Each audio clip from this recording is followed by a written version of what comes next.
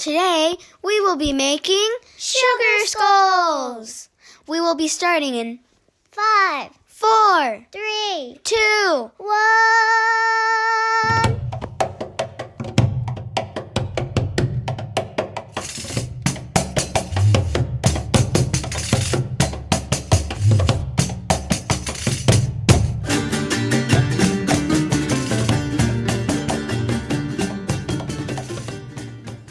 Hello everyone and welcome to Arts and Crafts with Luna and Maya, presented by Tierra Caliente Academy of Arts and California Center for the Arts Escondido. We are approaching a very unique and special celebration in Mexican culture, and that is November 1st, Dia de los Muertos, Day of the Dead.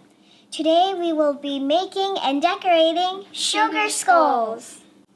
Day of the Dead is a celebration when we connect with our loved ones who have already passed away. It's a day of joy, memory, family, and tradition. Calaveritas de Azúcar, or sugar skulls, are placed as a reminder to the living of the sweet destiny that awaits. Calaveritas de Azúcar, or sugar skulls, are placed on the ofrenda, the altar, as decorations, and typically the name of the loved one that you are trying to remember is written on the sugar skull's forehead. We will walk you through the process of making and decorating sugar skulls. Please note that Day of the Dead is not Halloween. They are two very different celebrations. So, let's get to it. For your sugar skull and icing, you will be needing your sugar skull mold, granulated white sugar, meringue powder mix, royal icing, water, gel food coloring,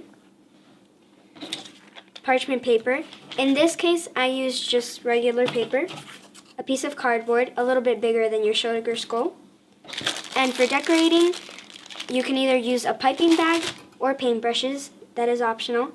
You will be needing a whisk, a teaspoon measurement, and a cup. Alright everyone, let's start.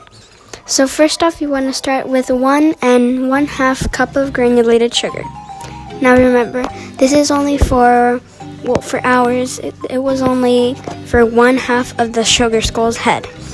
If you're going to do 2 of those, you want to double up the measurements. You want to double them. Now you're going to need 1 1/2 teaspoon of meringue powder.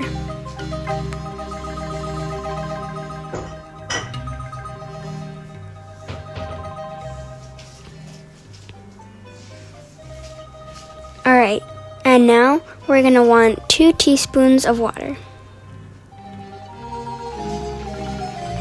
And for mixing, I would recommend a whisk, like the one that I'm holding right now. And I would prefer a whisk because it mixes it more better.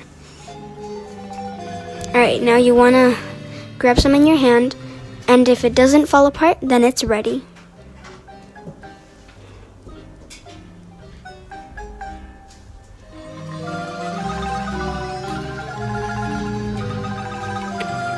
Now, you're going to want to get your sugar skull molds. There are some that are bigger than this and some that are smaller than this, so just keep that in mind. All of the molds are different sizes. Now, when you put your, when you put your mix in, you want to make sure that you pack it really tight. If not, when you flip it over, it's going to all fall apart, break apart. Now, you're going to want a piece of paper. You want to use parchment paper, but we didn't have that, so I just used note paper.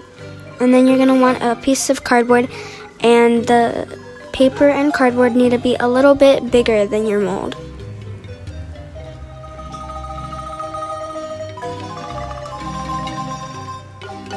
Now, it needs to set for 12 to 24 hours, but I would recommend 24 hours or more.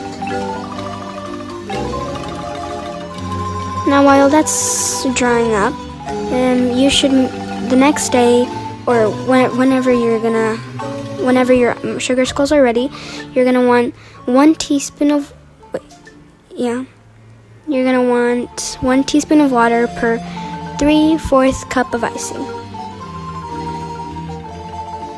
And the icing, you're going to want 2 cups, which is what we used in there. Oh wait, no. It's a tablespoon, not a teaspoon. And then same, whisk it around with a whisk, if you have one. Alright, now that's the perfect consistency. Alright, so it depends on how much you plan to decorate your sugar skull.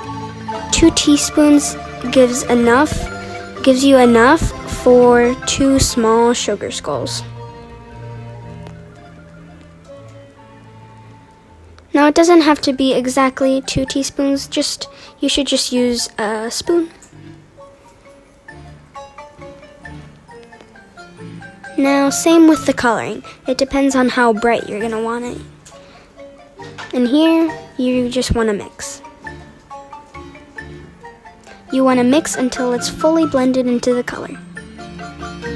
Now we thought that it was a little bit we wanted it a little bit more bright, so we ended up adding a little bit more.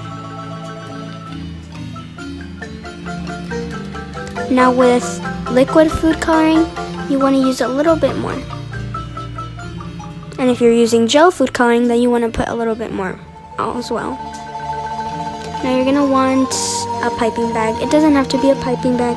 It can easily just be a Ziploc or a bag at home. I would recommend a clear bag so that you can see what's happening. Now you're just going to want to press it down to the bottom so that when you cut it, it's going to be you're going to be able to easily just pipe it out.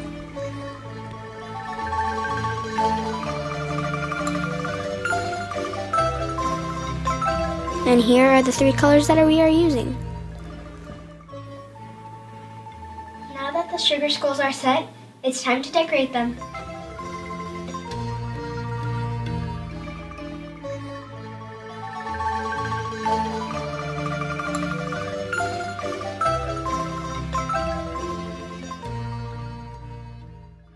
And while we decorate our calaveritas, let's reference 2 similar things that are also part of Dia de los Muertos. They are La Catrina and Calaveritas as verses. La Catrina usually wears her best outfit, a resemblance of the aristocratic women. It is a way to say that no matter your socioeconomic status, whether you are rich or poor, death comes for everyone.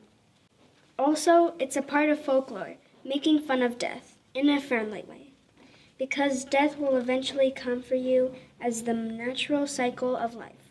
And now back to our sugar skulls.